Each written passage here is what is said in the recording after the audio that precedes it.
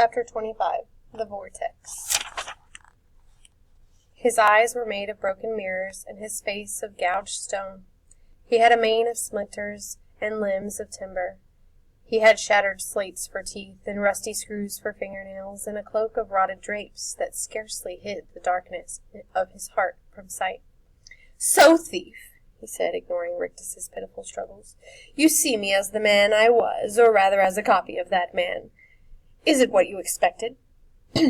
"Yes," said Harvey, "it's exactly what I expected." "Oh?" "You're dirt and mucks and bits and pieces," Harvey said. "You're nothing." "Nothing, am I?" said Hood. "Nothing? Ha! I'll show you, thief. I'll show you what I am." "Let me kill him for you," Rictus managed to gasp. "You needn't bother. I'll do it."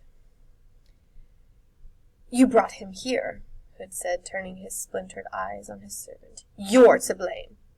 "He's just a boy. I can deal with him. Just let me do it. Let me." Before Rictus could finish, Hood took hold of his servant's head, and with one short motion simply twisted it off.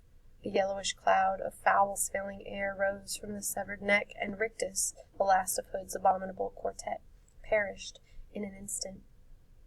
Hood let the head go from his hand. It flew up into the air like an unknotted balloon, giving off a farting sputter as it looped the loop and finally fell, emptied, to the ground.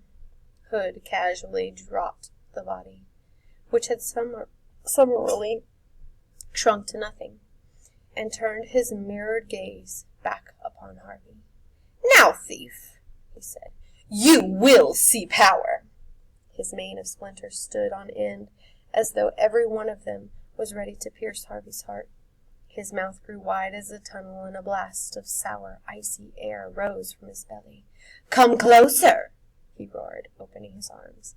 The rags that clung there billowed and spread like the wings of some ancient vampire. A vampire that had dined on the blood of pterodactyl, and tyrannosaur. "Come," he said again, "or must I come for you?" Harvey didn't waste his breath with a reply. He'd need every gasp he had if he was to outpace this horror. Not even certain what direction he was taking, he turned on his heels and ran, as another blast of soul-freezing air struck him. The ground was treacherous, slippery, and strewn with rubble. He fell within 6 strides and glanced back to see Hood descending upon him with a vengeful shriek. He hauled himself to his feet, Hood's rusted nails missing him by a whistling inch, and had taken 3 stumbling strides from Hood's shadow when he heard Lulu calling his name. He veered in the direction of her voice, but Hood caught the collar of his jacket. "Got you, little thief!" he roared, dragging Harvey back into his splintery embrace. Before Hood could catch better hold, however, Harvey threw back his arms and pitched himself forward. Off came the jacket, and he made a third dash for freedom, his eyes fixed on Lulu, who was beckoning him toward her.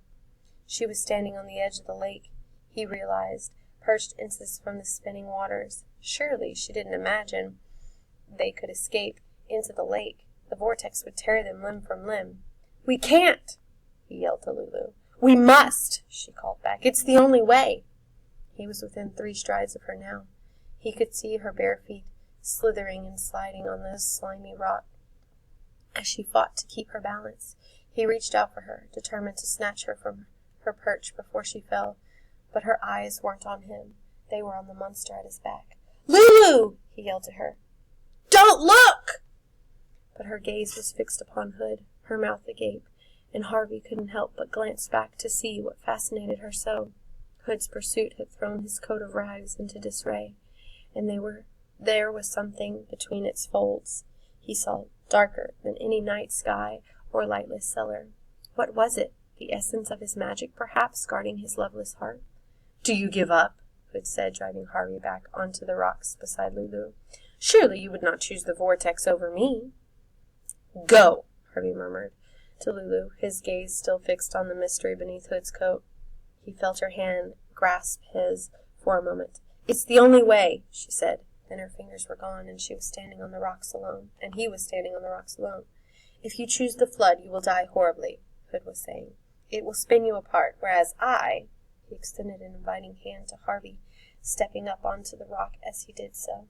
I offer you an easy death, rocked to sleep on a bed of illusions. He made a smile, and it was the foulest sight Harvey had ever seen. Choose, he said.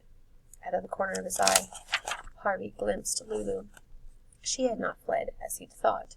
She'd simply gone to find a weapon, and she had one, a piece of timber dragged out of the rubble. It would be precious little use against Hood's enormity, Harvey knew, but he was glad not to be alone in these last moments. He looked up at Hood's face. Maybe I should sleep, he said. The vampire king smiled. Wise little thief, he replied, opening his arms to invite the boy into his shadow. Harvey took a step over the rock toward Hood, raising his hand as he did so. His face was reflected in the shattered mirrors of the vampire's eyes. Two thieves in one head. Sleep, said Hood. But Harvey had no intention of sleeping yet. Before Hood could stop him, he grabbed hold of the creature's coat and pulled. The scraps came away with a wet, tearing sound, and Hood let out a howl of rage as he was uncovered. There was no great enchantment at his heart. In fact, there was no heart at all. There was only a void, neither cold nor hot, living nor dead, made not of mystery, but of nothingness. The illusionist's illusion. Furious at this revelation, Hood let out another roar of rage and reached down to reclaim the rags of his coat from the thief's hands. Harvey took a quick step backward, however avoiding the fingers by a whisker. Hood came raging after him, his soles squealing on the rock, leaving Harvey with no choice but to retreat another step until he had nowhere to go but the flood. Again, Hood snatched at the filched rags, and would have had both coat and thief in one fatal grasp had Lulu not run at him from behind, swinging the timber like a baseball bat. She struck the back of Hood's knee so hard her weapon shattered, the impact pitching her to the ground. The blow was not without effect, however. It threw Hood off balance, and he flailed wildly, the thunder of the vortex shaking the rock on which he and Harvey perched, and threatening to toss them both into the maelstrom. Even now, Hood was determined to claim his rags back from Harvey and conceal the void in him. "Give me my coat, thief!" he howled. "It's all yours!" Harvey yelled, and tossed the stolen rags toward the waters. Hood lunged after them, and as he did so, Harvey flung himself back toward solid ground. He heard Hood shriek behind him and turned to see the vampire king, the rags in his fists, pitch headfirst into the frenzied waters. The maned head surfaced a moment later, and Hood struck out from the bank. But strong as he was, the vortex was stronger. It swept him away from the rocks, drawing him toward its center, where the waters were spiraling down into the earth. In terror, he started to plead for assistance, his pitiful bargains only audible when the whirlpool carried him to the bank where Harvey and Lulu now stood. "Thief!" he yelled. "Help me and I'll give you the world, forever and ever!"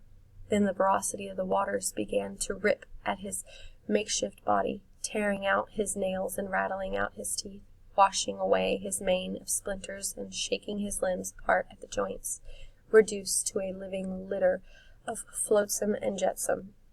He was drawn into the white waters at the whirlpool's heart, and shrieking with rage, went where all evil must go at last, into nothingness. On the shore, Harvey put his arms around Lulu, laughing and sobbing at the same time. "We did it," he said.